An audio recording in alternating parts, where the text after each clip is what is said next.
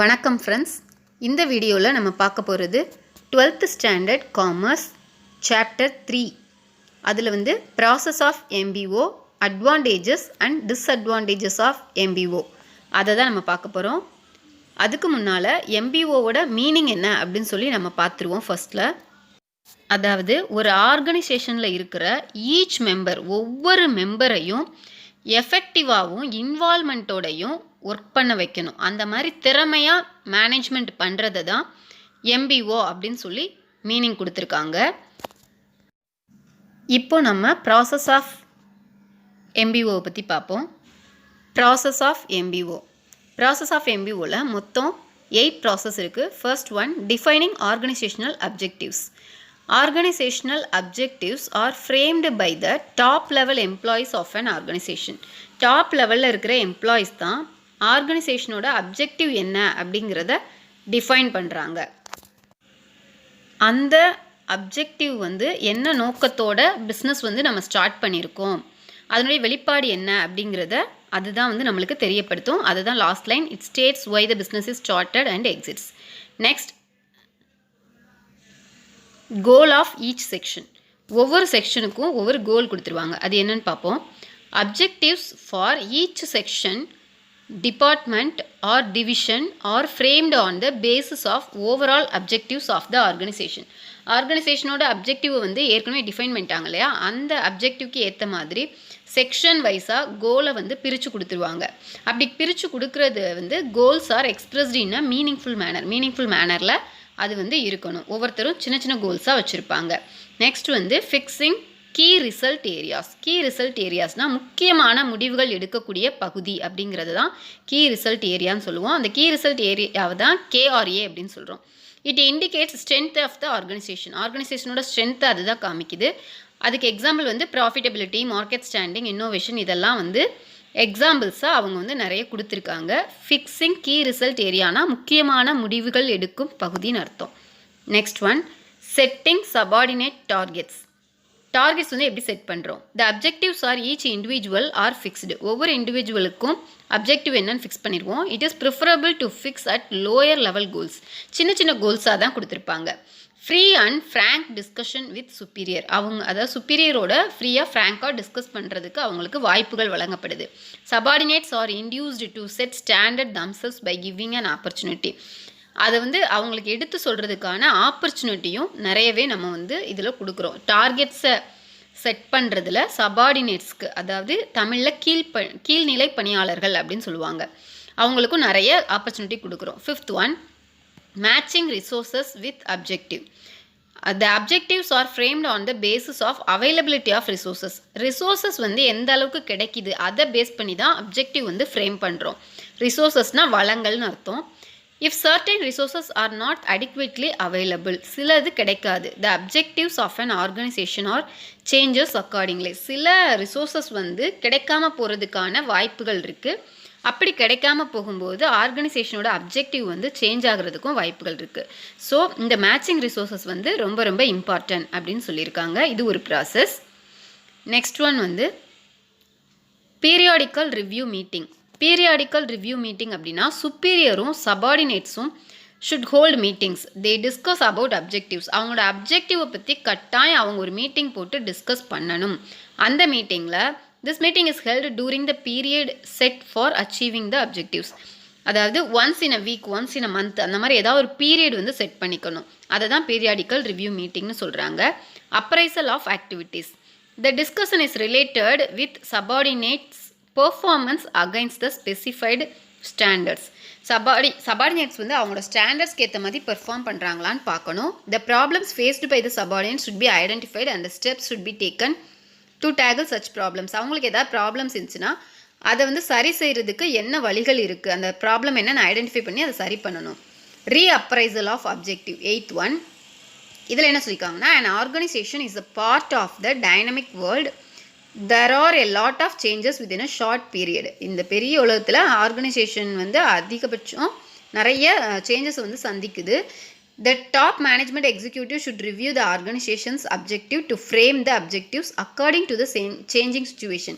சிச்சுவேஷனுக்கு ஏற்ற மாதிரி மாற்றக்கூடிய வகையிலையும் இந்த அப்ஜெக்டிவ் இருக்கணும் அப்படின்னு சொல்கிறாங்க. நெக்ஸ்ட் வந்து நம்ம பார்க்க போகிறது அட்வான்டேஜஸ் ஆஃப் MBO. ஒரு 11 அட்வான்டேஜஸ் இருக்குது. வாங்க வீடியோக்குள்ளே போகலாம். Advantages of MBO. First one வந்து managers are involved in objective settings at various level of management under MBO and this commitment ensure hard work to achieve them.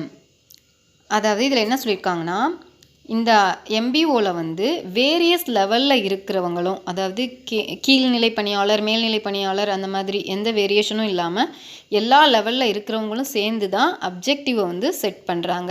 So இவங்க என்ன பண்ணுவாங்க, அவங்களே அந்த அப்ஜெக்டிவை செட் பண்ணனால அவங்க வந்து அதிகமாக ஹார்ட் ஒர்க் பண்ணுவாங்க, அதை அச்சீவ் பண்ணுறதுக்கான முயற்சியில் ஈடுபடுவாங்க. ஸோ இது வந்து ஒரு மிகப்பெரிய அட்வான்டேஜ். செகண்ட் ஒன் வந்து MBO process help the managers to understand their role in the total organization. இது வந்து மேனேஜருக்கு தன்னோட ரோல் என்ன அப்படிங்கிறத மேனேஜர்ஸ் புரிஞ்சுக்கிறதுக்கு ரொம்பவே ஹெல்ப்ஃபுல்லாக இருக்குது. டோட்டல் ஆர்கனைசேஷனில் அவங்க ரோல் என்ன அப்படிங்கிறத அவங்க உணர முடியுது. Third one, manager recognise the need for planning and appreciate the planning.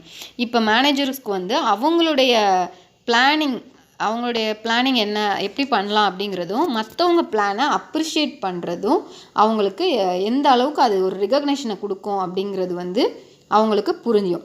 Manager recognise வந்து ரொம்ப ரொம்ப முக்கியம் அப்படிங்கிறத சொல்கிறாங்க. Next one, MBO provides a foundation for participative management. Subordinates are also involve in goal setting. அதாவது foundation of participative of management, subordinates are also involve in goal செட்டிங்னா goal செட்டிங்கில் subordinates involve ஆகுறாங்க. அது வந்து ஒரு மிகப்பெரிய advantage. A department does not work at cross purpose with other department. அதாவது ஒரு டிபார்ட்மெண்ட் இன்னொரு டிபார்ட்மெண்ட்டோட வேலையில் தலையிட மாட்டாங்க. In other words, each department's objectives are consistent with the objective of the whole organization. ஒவ்வொரு டிபார்ட்மெண்ட்டோட அப்ஜெக்டிவும் ஹோல் ஆர்கனைசேஷன் அப்ஜெக்டிவோட ஒத்து போகும். ஸோ அதனால தான் ஒரு டிபார்ட்மெண்ட் வந்து இன்னொரு டிபார்ட்மெண்ட்டோட ஒர்க்கில் தலையிட மாட்டாங்க அப்படின்னு சொல்லியிருக்காங்க. இதுவும் ஒரு அட்வான்டேஜாக சொல்லியிருக்காங்க. நெக்ஸ்ட் ஒன் வந்து systematic evaluation of performance is made with the help of MBO. systematic evaluation வந்து இருக்குது. ஒவ்வொருத்தருடைய பெர்ஃபார்மன்ஸையும் சிஸ்டமேட்டிக்காக எவாலுவேட் பண்ண முடியும். MBO gives the criteria of performance. It helps to take corrective action. மற்றவங்க பெர்ஃபார்மன்ஸ் எப்படி இருக்குது அப்படிங்கிறத பார்க்க முடியும், விமர்சனம் செய்ய முடியும். அதை சரி பண்ணுறதுக்கான வாய்ப்புகளும் இதில் வந்து அதிகம். Delegation of authority is easily done with the help of the MBO. தமிழில் சொல்லணும்னா அதிகார பகிர்வுன்னு சொல்லலாம். மற்றவங்களோட ஈஸியாக மிங்கிள் ஆக முடியுது அப்படிங்கிறத சொல்கிறாங்க. MBO motivates the workers by job enrichment and makes the job meaningful. அதாவது ஒர்க்கர்ஸை வந்து ரொம்ப அதிகமாக மோட்டிவேட் பண்ணுது, அவங்களோட ஜாபை வந்து என்ரிச் பண்ணுறதுக்கு, நல்லா பர்ஃபெக்டாக பண்ணுறதுக்கு யூஸ்ஃபுல்லாக இருக்குது. The responsibility of worker is fixed through MBO. ஒர்க்கரோட ரெஸ்பான்சிபிலிட்டி என்னங்கிறத அவரே வந்து டிசைட் பண்ணுறாரு. 11th ஒன் வந்து decision is taken by the management very quickly. Management வந்து ஈஸியாக டிசிஷன் மேக் பண்ண முடியும். த ரீசன், அது என்ன காரணம்னா, is that each worker knows the purpose of taking a decision and does not oppose the decision. ஒவ்வொருத்தரும் அந்த முடிவுடைய முக்கியத்துவம் வந்து எல்லாருக்குமே தெரியும். ஸோ அதனால் யாரும் வந்து என்ன செய்ய மாட்டாங்க, அப்போஸ் பண்ணி பேச மாட்டாங்க. நெக்ஸ்ட் ஒன் வந்து டிஸ்அட்வான்டேஜஸ் ஆஃப் MBO. டிஸ்அட்வான்டேஜஸ் என்னென்ன இருக்குன்னா, ஒரு 5 டிஸ்அட்வான்டேஜஸ் கொடுத்துருக்காங்க. அது என்ன அப்படின்னு சொல்லி பார்ப்போம். MBO fails to explain the philosophy. Most of the executive do not know how MBO works, what is MBO and why is MBO necessary. இந்த மாதிரி MBO பற்றி எதுவுமே தெரியாமல் அதுக்குள்ளே நுழையும் போது அதை வந்து பர்ஃபெக்டாக அவங்களால பண்ண முடியாது. ஸோ MBOவில் அது ஒரு மிகப்பெரிய ஒரு ட்ராபேக் அப்படின்னு சொல்கிறாங்க. Second one, MBO is a time consuming process.